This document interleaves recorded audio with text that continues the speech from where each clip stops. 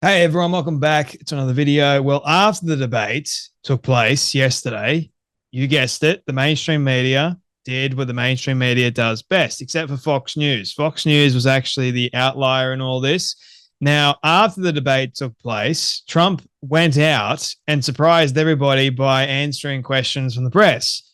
Where did Kamala Harris go? She went to some party in Philly somewhere to celebrate her so-called achievement with lying through the skin of her teeth. Now, look, I will admit that she did surprise a lot of people, but the thing is, she was coached. And I know I've seen many comments of people saying that she has like an earpiece in the form of an earring, and people have alluded to that. Not entirely sure. We don't know if we can fact check that, but I just thought the entire debate, I wasn't really watching a debate. I was watching an absolute horror show of sorts. And look, Kamala Harris, she was strong on obviously abortion. I thought Trump did a fantastic job, though, on abortion as much as he possibly could. They lied to the skin of their teeth regarding what Trump has said and what Trump has done for abortion. And I always find it really interesting, out of all of the major issues that American people seemingly care about, abortion happens to be right up there, like this right for a woman to choose what she can do with her body, et cetera, et cetera. Roe v. Wade, everyone wants to go back to that for some reason, but I think it's better having the states decide that, which is what Trump got done. But they made it like this major, major deal, like he's going to ban abortion. He said that he's not. He's made that perfectly clear, but they're lying during the entire night was truly, truly insufferable. And I'm getting sick and tired of it. The mainstream media, they're playing a very vicious game, if you ask me. And that vicious game is one built and it's solid foundation in lie after lie after lie. Now, you did see a lot of people on the left come out and say that Kamala Harris showed that she was presidential. Obviously, Barack Obama, the usual suspects, Barack Obama, Michelle Obama, even Joe Biden said something about it. The whole aftermath of this, you knew it was just going to be, she doesn't have to do anything now. She can just stand back and let the mainstream media do what they're essentially good at doing, continuing to lie and prop her up. They've been told, you've got to prop Kamala Harris up. She is going to be the next president, et cetera, which leads me into something that Piers Morgan said, who believes that Kamala Harris did a great job. She won the debate, and he actually had a guest on his show today, I believe, who believes that this cost Trump the election, meaning that Kamala Harris will win the election. I personally won't go that far yet. I think that the Democrats will definitely cheat, because what I saw during the debate was two moderators. It was 3 against 1. That's what it was. Two moderators, David Muir and Lindsay, whatever the hell her name is, who, by the way, didn't really ask many questions. David seemed to be taking over the entire thing and debating Trump sometimes. There was no fact checking for Kamala Harris for any of the lies that she said, any of the hoaxes she pointed to, nothing. They let her go. But the one thing that I will give credit to the moderators for is the fact that when Trump wanted to say something, they gave him a minute to actually say it and rebuttal. So that was the only decent thing that the moderators allowed. Now, I thought that Trump was in some parts strong, other parts not so much. They tried to get under his skin, definitely. Don't worry, I'm getting to the Piers Morgan comment in just a moment. So this sort of leads into it. So they did their very best to get under his skin, which is why Piers believes that Kamala won the debate, because of all of the prodding and poking, and Trump just wasn't himself and all that sort of stuff. So here is what he said. Wow. Kamala Harris won that debate comfortably. I don't think it was comfortably at all. I think Trump really gave her a run for her money, and he even said that it was his best debate performance. I don't know about you, but I don't think that was his best debate performance. But nevertheless, Trump seems to think so. There were a lot of lines during that debate that Trump got out which I thought were brilliant, especially the Abdul story that is going to just be cemented throughout the history books as being really iconic. There were other lines like talking about fracking, how she's against fracking, and funny enough, they happened to be in Philadelphia, and what's going to happen with fracking in Pennsylvania, we don't know. Like, the thing about politicians is they all lie. You don't know who you can believe. But anyway, Trump was unusually flat and very repetitive. Well, I mean, that's Trump's style. He is very repetitive. And he finally, when he did get out the line that he wanted to say, it took some time.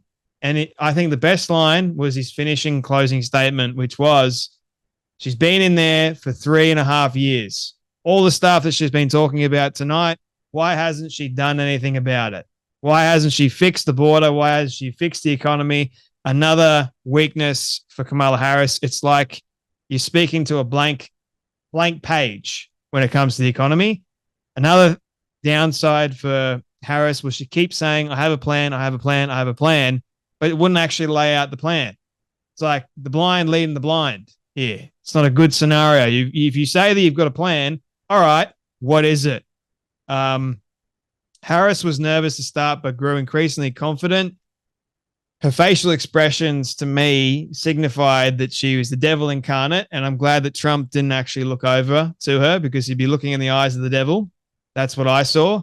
He didn't seem to know how to handle her. Well, he did his best, because I think he was holding back quite a bit. He could have unloaded and unleashed, but that doesn't really signify a confident or a poised president, if you ask me.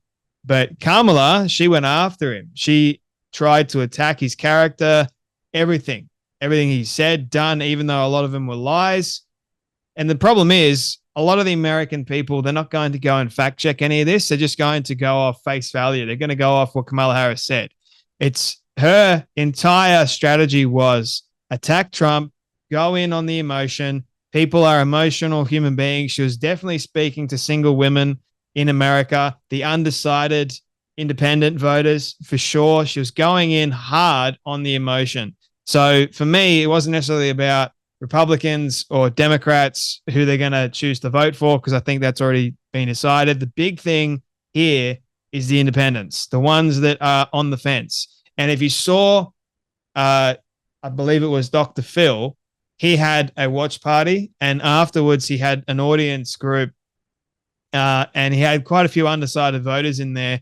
And surprisingly, a lot of the undecided voters were saying that they think that they didn't get the answers that they were searching for. I didn't get any answers to how she's going to fix the economy, how she's going to fix immigration, the border problem.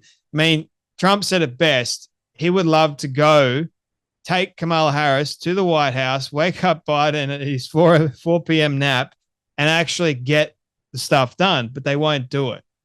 That's the other major issues that I have major problems with, because like the thing is, you're saying one thing, that Trump was vetoed this bill that was going to change the border, but yet you haven't brought it back. You haven't done anything to fix the border.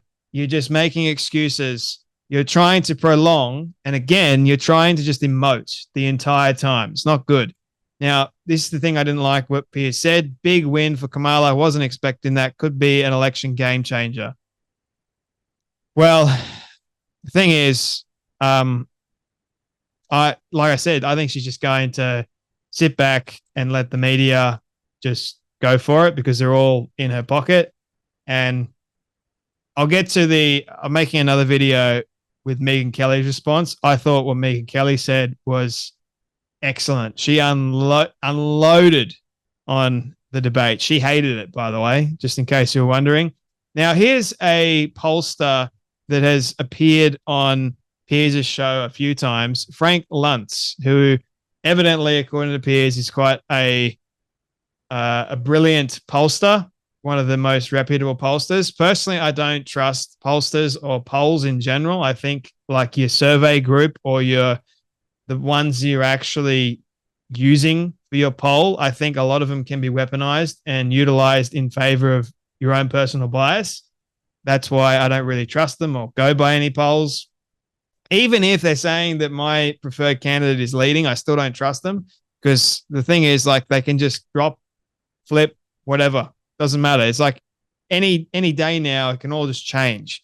So Frank Luntz tells Piers Morgan he thinks Donald Trump's debate against Kamala Harris has cost him the election. Let's have a watch of this. I think Kamala won, and does that mean she may now win the election? I think more accurately it's that Donald Trump lost. And this is not the worst debate performance I've seen in my career, but it's very close to it.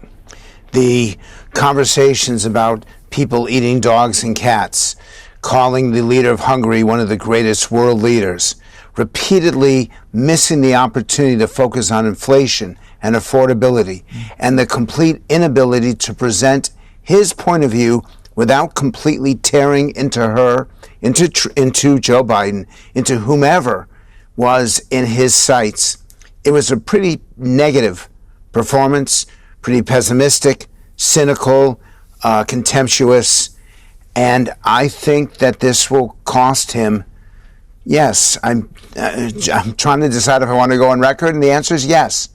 I think that he loses because of this debate performance. Wow. Nevertheless, the dog comment, it wasn't necessarily a strong comment, but it was a necessary and important comment. And obviously had David Moore, whatever the hell his name is, fact check, quotation mark, saying that he called the sheriff department or whoever he called and said that there's no reports. But Trump actually fired back and said something in response to it, like, I watched it on the news. So either you're wrong for getting wherever your facts are, or the media is wrong, which we already know. The media lies with the skin of their teeth, but the people, they don't lie. The people are actually saying we need help because the Haitian migrants are coming in and stealing our dogs, cats, geese, and they're cooking them. There's also video footage of a lady admitting that she ate someone's cat. Like, flip. Just anyway, he raised a good point. He missed several opportunities, I thought, about inflation, affordability, laying out his plan in a clearer detail. Also, when it came to healthcare, he didn't necessarily go well with that, I thought. Now, Frank Luntz kind of sounds like Mark Hamill in a way.